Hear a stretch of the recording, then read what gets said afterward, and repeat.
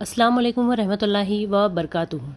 देखिए, हर लड़के को जिस तरह निकाह का पूरा तरीका, पूरा प्रोसेस पता होता है, उसी तरह उसे तलाक का भी पूरा प्रोसेस मालूम होना चाहिए और साथ ही उसकी टर्म्स एंड कंडीशंस भी। इस्लाम में बाकायदा तलाक देने का एक स्टेप बाय स्टेप प्रोसेस है, जिसका इल्म एक लड़का और लड़की को होना बहुत ज़रूरी है।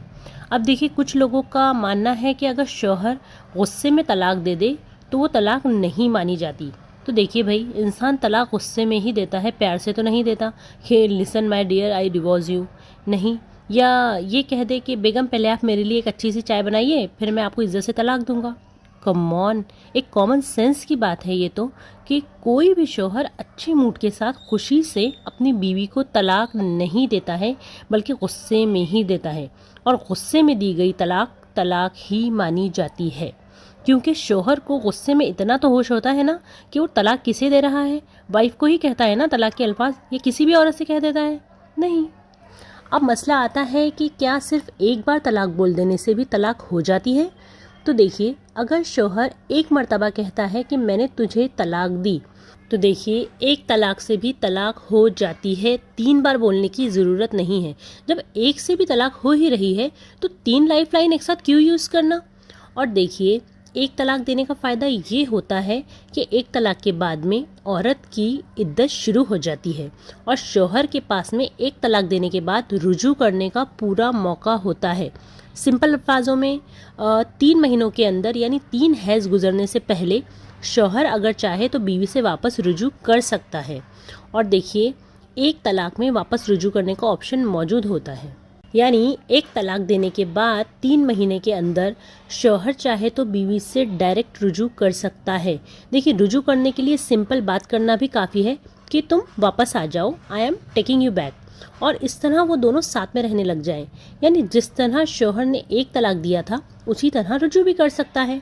बट अगर शौहर ने बीवी को एक तलाक दे दी और इद्दत भी गुजर गई तलाक देने के बाद, यानी 3 महीने भी गुजर गए, यानी जनवरी में शौहर ने बीवी को तलाक दी और अब फरवरी आया, औरत को पीरियड्स आए और वो पाक हो गई। फिर मार्च आया, औरत को पीरियड्स आए और वो पाक हो गई। फिर अप्रैल आया और औरत को पीरियड्स आए और वो पाक हो गई। और इस तरह 3 महीने भी गुजर गए तो इद्दत और रुजू का वक्त ख़त्म हो गया। और अब अगर शौहर दोबारा बीवी को वापस लाना चाहता है तो उसे उसी बीवी से दोबारा निकाह करना होगा, बग़ैर किसी हलाले के। ये तलाक़ एहसन का सबसे बड़ा फ़ायदा है कि शौहर एक तलाक देने के बाद 3 महीने के अंदर अपनी वाइफ से दोबारा रुजू कर सकता है, और अगर 3 महीने गुजर भी गए तो दोबारा उसी बीवी से निकाह भी कर सकता है। देखिए, ये तलाक देने का बहुत बड़ा फ़ायदा है कि शौहर एक तलाक देने के बाद 3 महीने के अंदर बीवी से दोबारा रुजू कर सकता है, और एक तलाक देने के बाद 3 महीने गुजर गए, बल्कि 1 साल गुजर गया, 2 साल गुजर गए, और शौहर को अपनी गलती का एहसास हुआ और वो अपनी उसी बीवी को वापस लाना चाहता है, तब शौहर को उसी बीवी से दोबारा निकाह करना होगा नए महर के साथ। और इस मसले में किसी भी मसलक का इख्तिलाफ नहीं है, ठीक है। बट अगर शौहर ने बीवी को एक तलाक दे दी तो तलाक तो वैसे भी पड़ गई, और अब 3 महीने भी गुजर गए और शौहर उसी बीवी को वापस भी नहीं लाना चाहता, तो बीवी एक तलाक देने के बाद और 3 महीने की इद्दत गुजर जाने के बाद उस शौहर के निकाह से तो वैसे भी निकल गई। अब शौहर चाहे तो निकाह के ज़रिए उसे वापस लाए या ना लाए, ये डिपेंड करता है। चलिए, एक बात और, अगर किसी शौहर ने अपनी बीवी को एक तलाक दे दी कि मैंने तुझे तलाक दिया, ठीक है। अब औरत की इद्दत शुरू हो गई। अब शौहर के पास 3 महीने के अंदर दोबारा रुजू करने का मौका है। अगर वो दोबारा रुजू कर लेता है और फिर कुछ साल बाद दोनों मियाँ बीवी में फिर झगड़ा हुआ और फिर शौहर ने दोबारा उसी बीवी को तलाक दे दी, तो ये दूसरी तलाक मानी जाएगी। अब शौहर चाहे तो फिर दोबारा 3 महीने के अंदर बीवी से रुजू कर सकता है, और दूसरी तलाक देने के बाद यहाँ भी सेम पहली तलाक के जैसा प्रोसेस होगा। अब शौहर के पास सिर्फ एक आखिरी तलाक का ऑप्शन मौजूद होगा, क्योंकि वो 3 तलाक के ऑप्शन में से 2 तलाक देने के ऑप्शन ऑलरेडी इस्तेमाल कर चुका है। अब सिर्फ उसके पास एक आखिरी तलाक का ऑप्शन बचा है, और अगर वो इस आखिरी ऑप्शन को भी इस्तेमाल कर लेता है, यानी 2 तलाक देने के बाद 2 मरतबा रुजू कर लेने के बाद پھر تیسری طلاق دیتا ہے تو اس کے بعد رجوع کا کوئی آپشن نہیں بچتا ہے شوہر کے پاس. دوبارہ لوٹنے کے اب سارے راستے بند ہو چکے ہیں. یعنی اگر کوئی شخص اپنی بیوی کو تیسری طلاق بھی دے دے تو وہ اس کے لیے حرام ہو جاتی ہے اور اس وقت تک حلال نہیں ہوگی جب تک وہ کسی اور شخص سے نکاح نہ کر لے، کیونکہ اللہ تعالیٰ کا فرمان ہے اور اگر وہ اسے تیسری طلاق دے دے تو اب اس کے لیے حلال نہیں جب تک کہ وہ عورت اس کے علاوہ کسی دوسرے سے نکاح نہ کر لے. دیکھیے اب وہ لوگ جو ایک وقت میں ایک ساتھ 3 طلاق دے دیتے ہیں، تو دیکھیے اگر شوہر 3 طلاق بھی بیوی کو دینا چاہ رہا ہو تب بھی اسے ایک ساتھ نہیں دینا ہے بلکہ وقفے سے ہی دینا ہے اور پروسیس یہی ہوگا.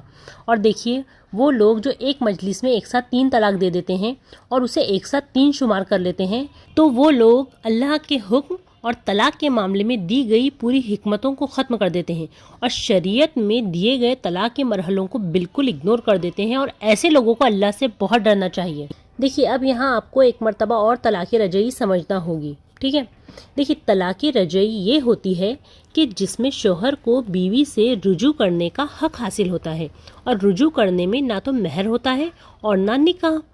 اور جس طلاق میں شوہر کو رجوع کرنے کا حق حاصل ہوتا ہے وہ پہلی اور دوسری طلاق ہوتی ہے، اور عدت ختم ہونے سے قبل رجوع کیا جا سکتا ہے.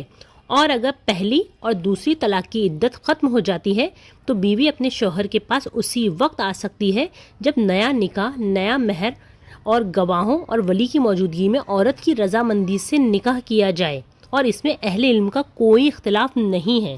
Revocable divorce, the divorce in which the husband has the right to take the wife back in the first or second divorce before the iddat ends.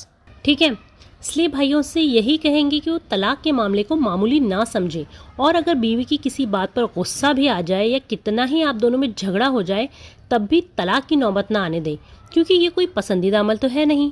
اس سے صرف خاندان برباد ہوتے ہیں اور بچوں کی پوری لائف ڈسٹرب ہو جاتی ہے.